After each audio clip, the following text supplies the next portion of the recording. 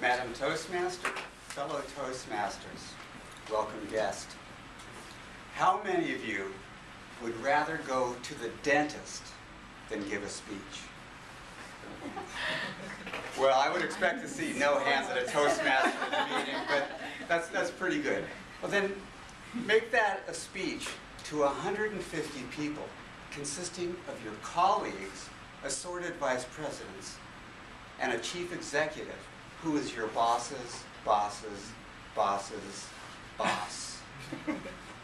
And then the chief executive says, oh, and make that speech funny.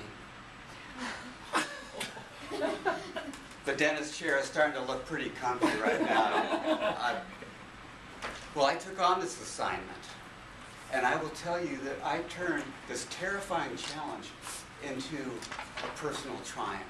And I did that by making the speech an act of service. All of us have joined Toastmasters for different reasons. Some, like Muhammad, at a boss's urging.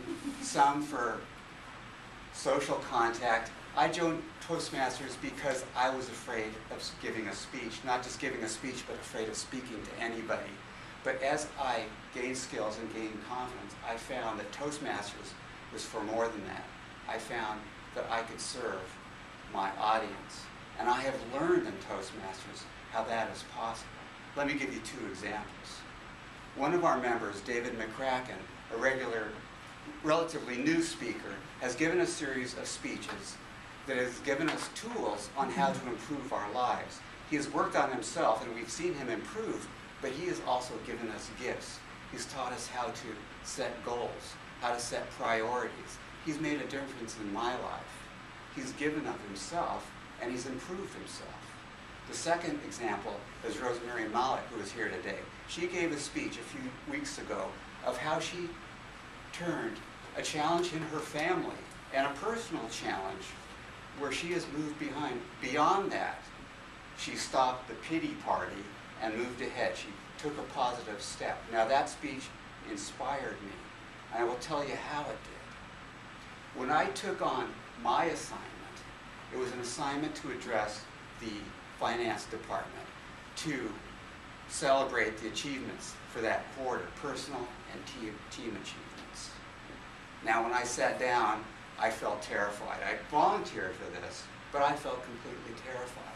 I actually thought I would call in sick that day. You know, maybe an emergency dentist appointment, who knows? But literally, that crossed my mind. And I thought, oh my God, you know, where's the back door? I got to get out of here. I mean, I just cannot do this. And I thought of Rosemary's words. Stop the pity party.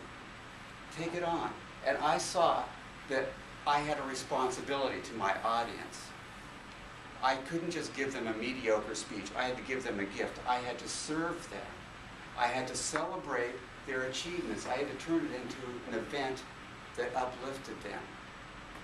So I did a quick calculation. My speech was going to be 15 minutes. 150 people in the audience.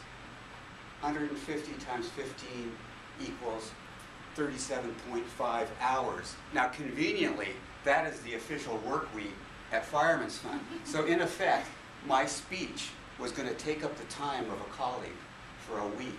I was not going to waste a week of a colleague's time. I was going to have my speech make a difference.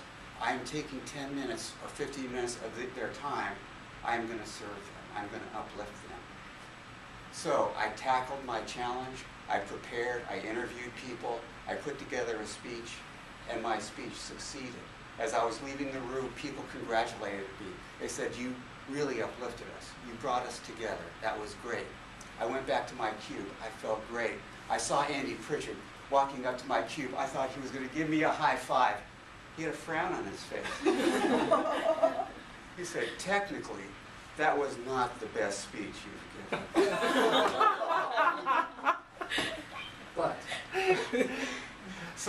But I could have been devastated, but I wasn't. I was energized. I said, Andy, tell me what did I do wrong?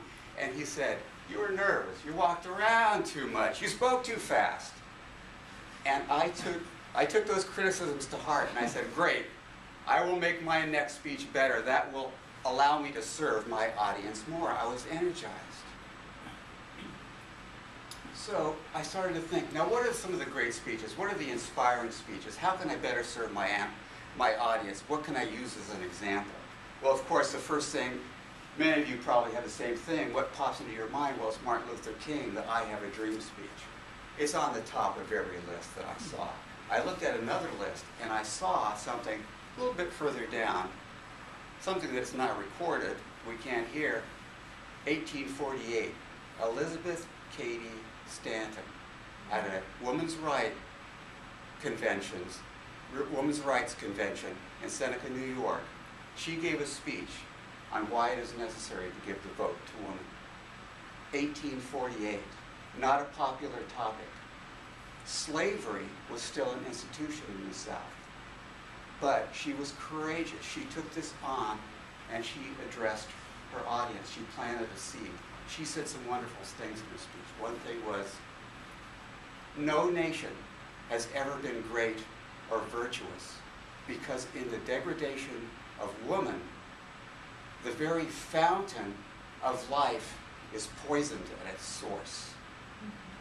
Another thing she said, she likened humanity to a chain. She said, when violence is done to one end of the chain, the whole level is destroyed. But when you uplift the damaged chain, you restore balance to humanity. She planted a seed in that speech. It was the first speech she ever gave to an audience. Though it didn't see results until 1920, more than 70 years later, the women in the U.S.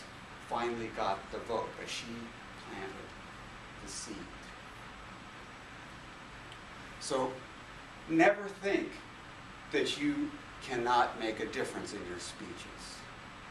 You do not have to be a polished or an experienced speaker to make a difference. If you have the right approach, the right attitude, and the right preparation, you can serve your audience. You can plant the seed. You can serve your audience. You can change their lives. Even if it's your first speech, who knows, you might be planting a seed that will change the lives of future generations. And